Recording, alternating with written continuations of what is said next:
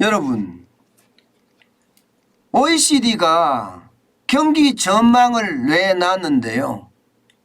이게 좀 충격적입니다. 세계 경제에 대한 전망도 내놨지만 그 속에 대한민국에 대한 경기 전망을 내놨어요. 그게 충격적이라는 뜻입니다. 여러분, 이거 한번 보세요.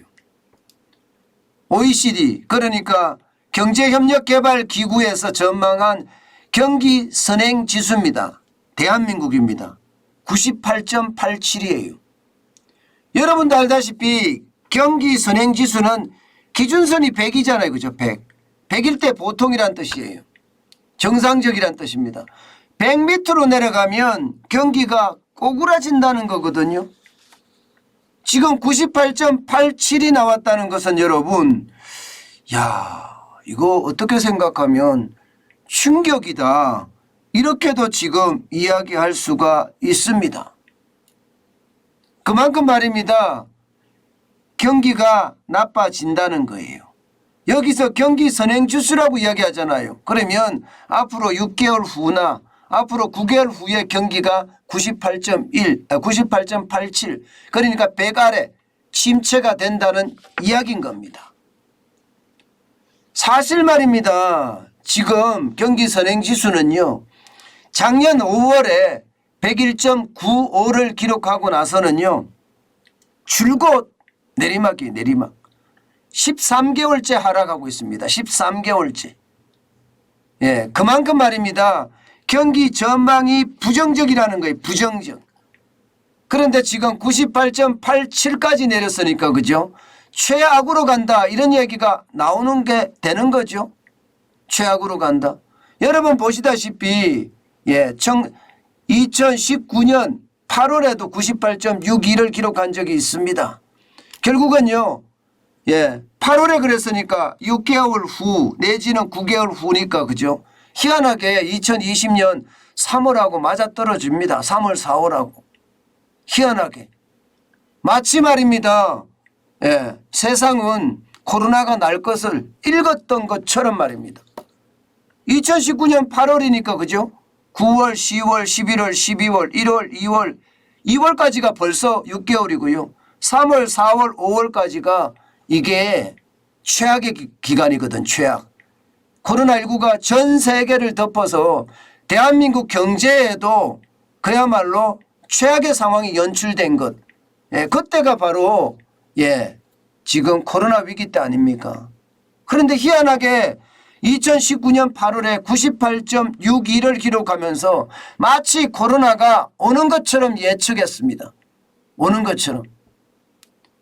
그렇다면 여러분, 지금 대한민국의 경기 선행지수가 98.87이면 상황이 좋지 않죠? 여기에 말입니다. 6개월이나 9개월 후라고 가정을 해보자고요. 그러면 7월, 8월, 9월, 10월, 11월, 12월이 6개월째입니다. 1월, 2월, 3월까지 가는 게 여러분 9개월째입니다. 그러면 우리가 느낌이 와도 오지요? 지금 많은 사람들이 대한민국 경기 침체는 아직 멀었다. 이제 시작에 불과하다. 복합위기가 시작이 됐고 경제태풍이 마당에 와 있다. 이 정도가 대부분이 마당에 와 있다. 경제태풍이 마당에 와 있지 아직 이게 안채는 덮치지 않았다는 이야기잖아요. 그러면 안채에 덮칠 날이 얼마 안 남았다. 지금 이렇게 이야기할 수 있는 건가요? 저는 충분히 그렇게 이야기할 수도 있겠다 이런 생각을 하게 됩니다. 결국 말입니다. 경기가 지금 수축 국면에 들어갔다 이렇게 이야기할 수 있는 거죠. 그만큼 말입니다. 경기 전망에 대해서는 이게 가볍게 볼 수가 없는 거예요. 아주 예민하기 때문입니다.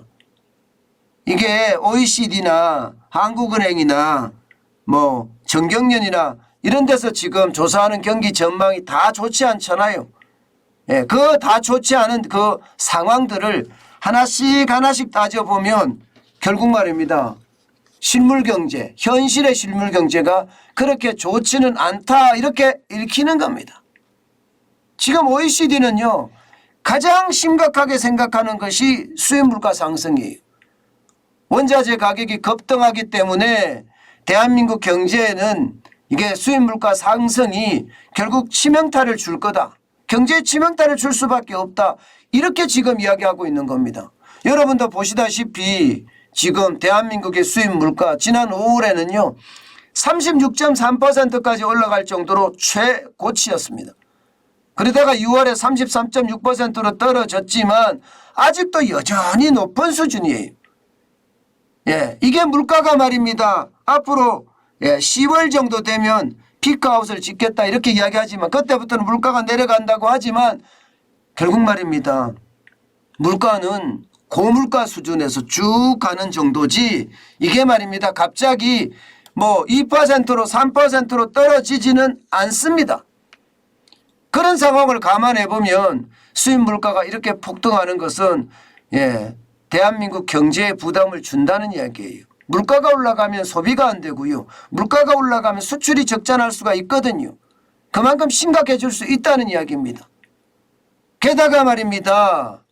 지금 OECD는요. 대한민국의 금융시장 불안도 그 요소로 들고 있습니다. 사실 대한민국의 금융시장 굉장히 불안하죠. 여러분 보시다시피 복합위기라고 이야기하는 2021년 7월에 코스피가 최고가를 기록을 했거든요. 3305.2를 기록했습니다. 그리고 2022년 7월 6일에 2292.01을 기록했습니다. 무려 30.65%가 떨어졌습니다. 30.65%는 아직까지 코로나 위기나 글로벌 금융 위기나 외환 위기 정도는 아니지만 지금도 결코 낮은 수치가 아니라는 거예요. 계속해서 금리는 인상이 될 거고 금리가 인상이 되면 외국인들은 계속해서 탈출이 일어납니다. 그렇게 되면 여러분 상황이 점점 나빠지겠죠. 나빠질 수밖에 없는 겁니다. 결국 말입니다. 물가가 인상되면서 금리를 올리고 금리를 올리니까 금융시장에 타격이 된다는 이야기예요.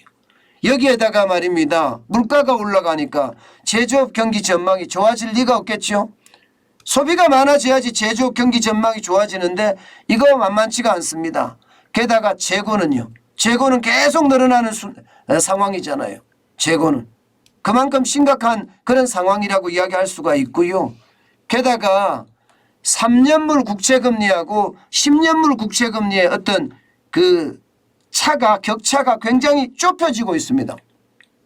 이것도 어떻게 생각하면 우리 경제에는요. 또 하나의 치명타를 줄 수 있는 그런 상황이라고 보여지는 겁니다. 지금 OECD가 이야기하고 있는 물가 폭등에 따른 어떤 소비의 어떤 폭락 그에 따라서 경기가 무너지고 최악에는요. 지금 경기 변동지수가 더 나빠질 가능성도 있다는 이야기입니다. 지금 현재까지는 그래요. 여러분 보시다시피 경기가 굉장히 악화된다. 지금 경기 선행지수가 진짜 나빠진다. 6월에서 9월 사이에는 6개월 후나 9개월 후에는 충분히 위기가 올 수도 있다. 이렇게 예측을 하지만 우리 경기 선행지표는 또 다르게 나타나거든요. 이게 다르게 나타난다는 게 결국은요. 추경을 집행했기 때문에 깜짝 성장 정도로 나타난다. 이렇게 이야기를 하지만 결국 장기적으로는 여러분 떨어질 수밖에 없는 상황이에요. 떨어질 수밖에. OECD가 이야기한 게 틀리지 않다는 이야기입니다. 경기가 반등하는 이게 동행지수 순환 변동치가 4월 달에 102.1에서 5월 달에 102.2 0.1% 0.1포인트가 상승을 해서 뭐 경기가 좋아질지도 모른다 이런 이야기는 하거든요. 경기 침체는 아니다 이런 이야기까지 하는데 사실 이게 아니라는 거죠. 저는요. 왜냐하면요. 결국 말입니다. 중국의 경기 침체가 지금 장난 아니잖아요. 2분기의 경제 성장률이 마이너스는 아니지만 0.4%까지 떨어졌습니다. 1분기에 4.8%가 0.4%까지 떨어졌다는 것은 중국 경제가 지금 망해가고 있다는 이야기예요. 물론 제로 코로나 정책을 이게 좀 여유 있게 하면 완화를 하면 나아진다고도 이야기를 하지만 사실 중국 경제는 이미 골물대로 골맞다 이런 이야기가 굉장히 많이 나옵니다. 특히 부동산이 와르르 무너질 가능성이 있다는 그런 전망까지도 나오고 있는 상태입니다. 지금 0.4% 성장했다는 것은 결국 말입니다. 중국 경제가 어려워져서 우리가 수출을 더 많이 못하는 그런 상황이 될 수도 있다는 이야기가 되잖아요. 어디 그뿐입니까 여러분? 미국도 마찬가지입니다. 미국도 2분기 연속 지금 여러분 보시는 것처럼 최악의 상황으로 갈 수가 있습니다. 2분기라 그러면 1분기 2분기가 연속적으로 마이너스가 발생을 하면 어떻게 됩니까? 그만큼 말입니다. 경제가 어려워질 수 있다는 이야기가 되는 겁니다. 미국 자체도 말입니다. 지금 말입니다. 일반적으로 이야기할 때 여러분 일반적으로 이야기할 때요. 이게 2분기 연속 마이너스가 되잖아요. 그러면 그것은요. 결국 경기가 나빠진다는 경제가 침체로 갈 수 있다는 이야기를 그대로 하고 있는 겁니다. 2분기 연속 나빠진다는 게 그만큼 경기 침체로 가는 어떤 지름길이라 하면 좀 그런가요? 여러분들도 지금 보시는 것처럼 수출이 장난 아니잖아요. 무역 적자가 1월부터 시작해서 계속 쌓이고 있는 형국입니다. 그런데 이게 계속 간다고 생각을 해보세요. 지금 당장 말입니다. 개선이 되면 모르겠지만 앞으로 7월, 8월, 9월, 10월, 11월, 12월까지 계속 나빠진다고 생각을 해보자고요. 그러면 이게 들어오는 달러는 줄어들고요. 나가는 달러는 많아지고 그러면 환율부터 불안해지는 거고 금융시장은 더더욱 불안해지지 않을까요? OECD가 이야기하고 있는 경기 선행지수가 지금 13개월째 하락하고 있다는 이것이 말입니다. 결국 우리에게는 혹독한 겨울을 만들어낼 수도 있다는 이야기가 되는 겁니다. 물론 경기 전망이라는 게 틀릴 수도 있습니다. 신이 아닌 이상 다 완벽하게 맞출 수는 없어요. 그러나 이 지표가 말입니다. 추세적으로 나왔을 때는 안 틀리는 게 일반적입니다. 추세적으로 나왔을 때는. 저는 이 지표가 지금 추세적으로 나오고 있잖아요. 2019년 8월에 대한민국의 경기 선행 지수 추이가 98.61을 기록한 적이 있고 실제 6개월에서 9개월 후인 2020년 상반기에 굉장히 큰 타격이 왔잖아요. 마찬가지로 지금 2022년 6월에 98.87을 기록했다는 것은 결국 말입니다. 지금 최악의 상황을 가지 않겠느냐 하는 예측 당연히 하게 됩니다. 여러분 진짜 혹독한 겨울이 온다는 이야기가 이게 거짓말이 아니라는 이야기입니다. 그만큼 말입니다. 코로나19 때문에 바닥은 무너지죠. 원자재 가격이 상승한 것 때문에 그리고 세계 경제가 지금 침체하는 것 때문에 우리 수출이 망가지고 있어요. 그러면 경제 성장률에서 가장 많이 차지하는 수출과 이 소비가 줄어든다는 자체가 결국 경제가 더 나빠질 수 있다는 것 이것을 암시하지 않나 저는 그렇게 예측해 봅니다. 제가 여러분들에게 작은 구멍을 보고 이게 얼마나 커질 것인지 분석해 주는 게 제가 잘하는 일인데요. 그러면서 추세적으로 어떤 지표들이 계속 그것을 보강하고 있다.